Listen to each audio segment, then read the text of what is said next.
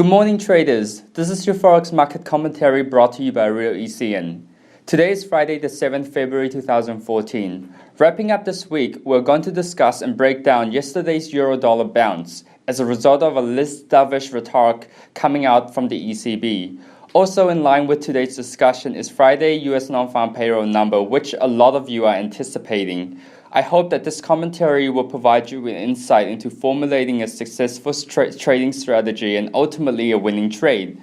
So first in line, we're going to talk about the euro-dollar on the technical front. Looking at this chart here, the euro-dollar performed extremely well during yesterday's trading session after bottoming at 1.3500 level before topping off at 1.3600 level.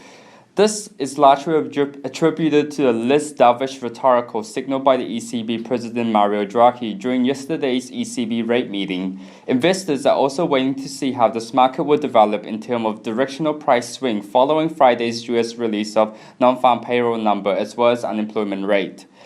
In accordance to the SSI, which is the Speculative Sentiment Index, the euro-dollar market decline over the past few months could largely be linked to the aggressive short position that retail traders are piling on every time the market observes a short-term bounce. As retail investors continue to trade into the euro bearish bias, setting new lower lows until yesterday's ECB meeting when the market observed a shift in sentiment as investors began piling into euro long position, ultimately causing yesterday's bounce. 2 months ago, retail investors are at their most net euro short positions. Now, the shorts are deleveraging as market participants await tomorrow US non-farm payroll to set the tone moving forward. Analysis of a collection of technical indicators on the hourly interval on the euro-dollar market suggests a temporary bullish market sentiment and recommend short positions on the greenback. The hourly chart established short-term resistance at 1.3625 and support at 1.3555 level. The euro-dollar market once again surprised the market by breaking out of the Bollinger Band compression to the upside, which allowed it to trade above the 200-day simple moving average for the first time in a week. This new price discovery allowed investors to revise their long-term bullish outlook on the euro if it continued to trade above the 200-day simple moving averages. The reason is because this trend holds great significance as 200-day simple moving average contain more or less of 1 year's worth of trading data. The bullish market sentiment is also validated by the euro-dollar pair opening today's Sydney trading session above the 5, 20 and 30 simple moving averages, but continue to stay below the 10-day simple moving averages. Overall, collectively, it is indicative of a buy recommendation on the technical front. So let's closely analyze a few different charts. First of all, we have the volatility, which is the VIX index. Over here, from February onward, from February 6th, we see a major drop in the volatility index. Remember, volatility index is used as a gauge in terms of investors' fear. How is fear registered on investors' mind? So on February the 6th, you see that had a significant drop, and that was largely to fear is dropping off due to the ECB meeting and the positive reinforcement that investor got, and it forces investors to pile into long euro positions. Remember, the euro trade is a gauge of risk trend. So that indication that the volatility is dropping off, it means that the fear level is dropping off, and therefore investors are more comfortable holding a long euro trend. Okay, moving down, we have the 5-year US Treasury. So this is very important. 5-year US Treasury is also one of the components used to predict short-term interest rate in America. And right now, since January, the short 5-year is peaked off at around 1.7 level and is on a decline, which it shows that short-term interest rate expectation is falling as well. So here we have the iShare MSCI Emerging Market Index Fund. So in line with the headline discussion you've seen over the past few weeks is risk arising from emerging market. Since September and October, which represents the peak of emerging market, we see a gradual decline in emerging market stocks. So what does this indicate? It indicates that risk aversion is on as capital continues to fly and flow out of emerging market. The degree to which risk aversion is taking place is not yet classified as full-scale panic, so therefore it has very little significance on the euro-dollar trade. In the case that there's a full-scale risk aversion since in 2008, this could negatively impact the euro as a whole. So lastly, we look at the dollar index. The dollar index in February, as you can see here, dropped sharply, and it's because fear is rising on the dollar part, that people are holding back on the dollar ahead of the US non-farm payroll because it's very volatile if you're trading the dollar right now.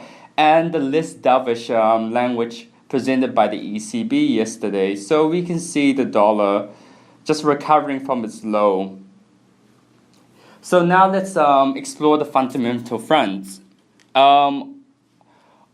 Analysts are expecting that the US non-farm payroll to normalize based on the US ISM manufacturing number as a gauge for predicting US non-farm payroll numbers.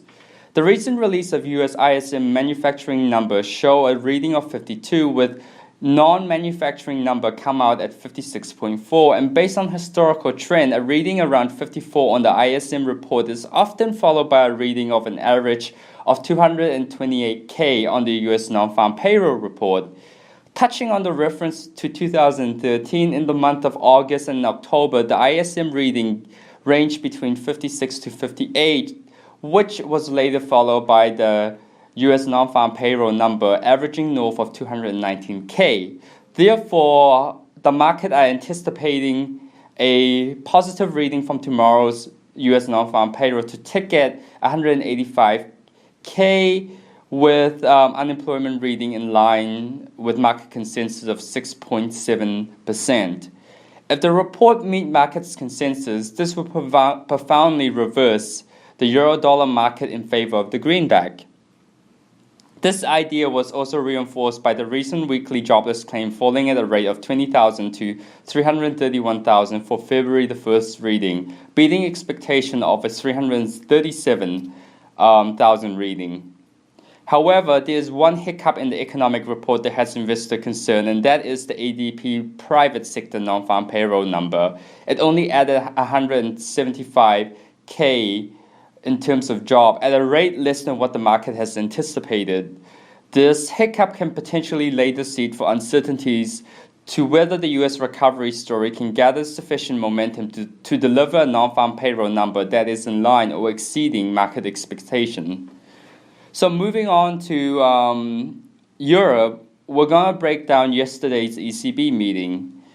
Mario Draghi, ECB president, reiterated to the market that the bank continued to believe that the Eurozone will continue to experience a long period of low inflation, as the bank is committed to monitoring the development closely at the risk of full-scale deflation is rising. Draghi is also convinced that the Eurozone main refinancing rate should remain and continue to remain at 0.25% for an extended period of time, despite the recent improving economic reports show that the recovery is beginning to gain traction. Yet the bank still believes that this recovery is still very fragile. Fearing contagions from emerging market risk spreading to Eurozone capital investment inflow, the bank continued to remain flexible moving forward with regard to its monetary easing policy.